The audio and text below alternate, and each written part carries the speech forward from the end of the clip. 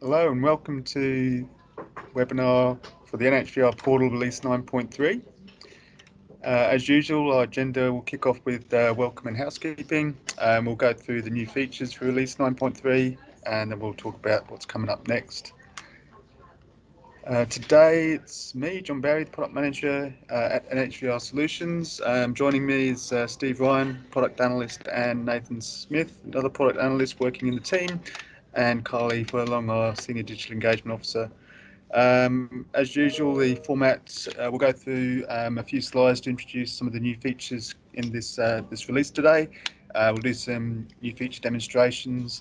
If you do have any questions, then please send us a message. We'll talk to how you can contact us at the end of this webinar. It is being recorded and it will be published and available on my help site.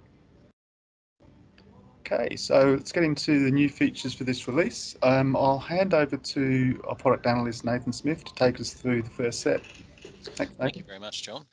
Yes, so for access, when looking at permits, when there's a refusal notification, previously an email would go out at the very end of once the application has been completed and there's got a refusal from a road manager, it would be sent out at the end of it, and then we're asking if the customer would like to request a new permit or to wait for the refusal notice.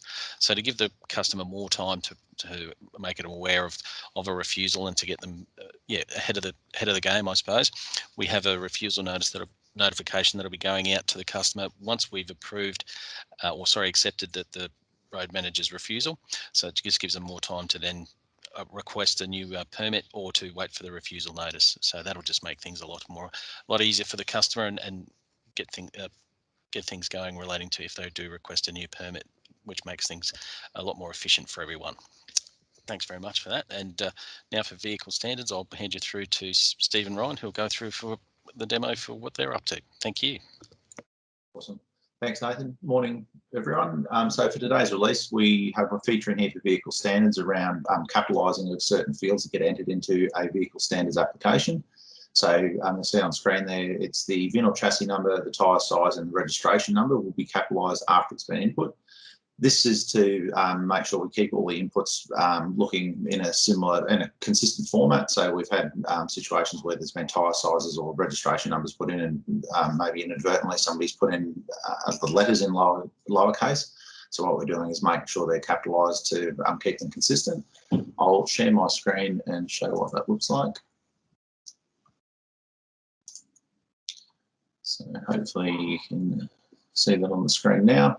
So in this demo case that I've got set up here, we have these tyre sizes, and you'll see in there the R and C are in lowercase. So what happens with those is that once they're put into the system, and once you save the application, and on save, you'll see them now that they've updated to uppercase. So that also works on the VIN and the registration number. So I'll just show that one there on the tyres. I won't go on to the ones to show about the VIN, but that's what will be released in today's release of vehicle standards, just small improvements, but things just to make that data capture more consistent so that we have those inputs that need to be there in capital letters are in capital letters. So that's what's in there for vehicle standards for today. And then the next ones that you'll see on screen there are around PBS. So again, we've had PBS released at the beginning of February. We're continuing to do some minor enhancements as we go through with the use of the system. So with what the external users and also internal users are giving us feedback around what would be useful enhancements to help with that system. So the two that you'll see on screen there that will be in today's release, so the ability to delete any draft applications that a user wanted to from their provider account. And the other one is also that they can do some basic updates to their provider account details via the portal now. Previously, they would have to come through to the NHVR team. So I will again share my screen and show you what that looks like. So hopefully that's coming up on the screen now.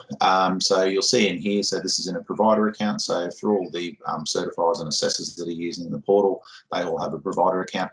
So if you have an application that you've started, it'll be sitting in a status of draft. So you can see this one I've got on the screen here. If you scroll over to the far right, And you can also have less columns in here that we've shown in previous webinars around showing and hiding columns. But in here, how this is set up at the moment, it's always going to be the last column with the way it's structured at the moment. If you come right over to the far right, you'll be able to see an actions column has this rubbish bin in there, has remove record.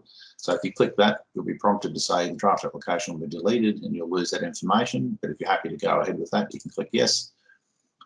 And then you'll see that it'll give you a message to let you know that it's been successfully deleted, and you'll no longer see it in the case view of any of the applications that you're drafting.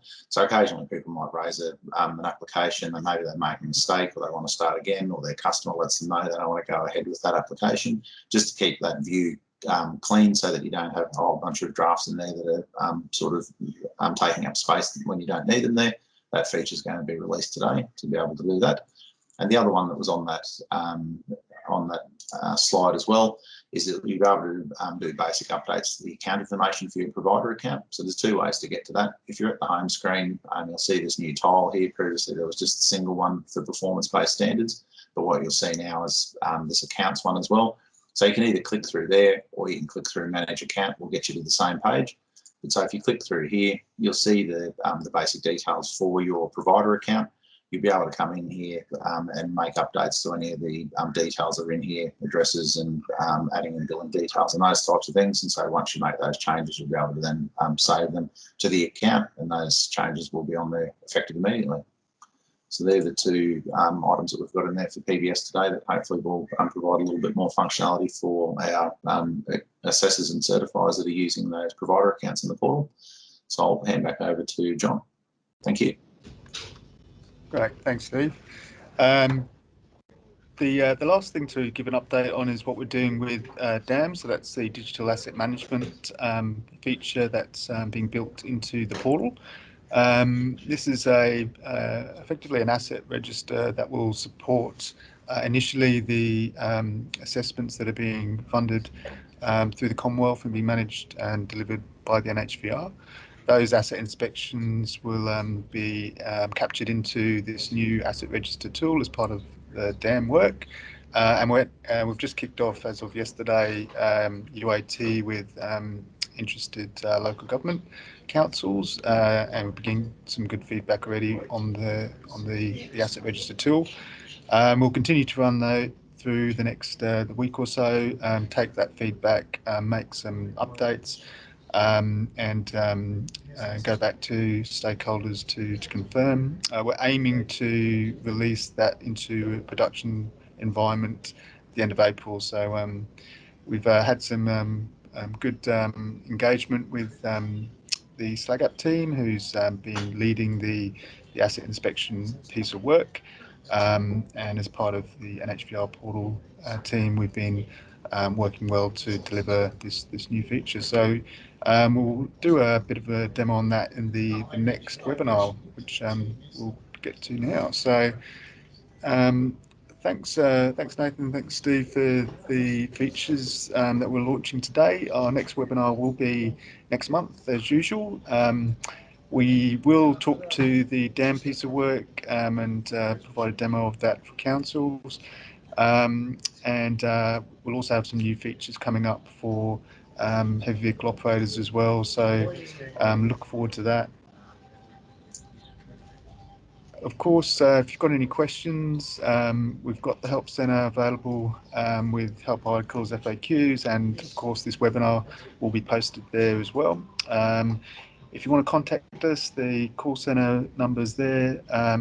Email support@nhvr.gov.au. Road managers, of course, there is the Road Manager hotline and contact details there. So please reach out.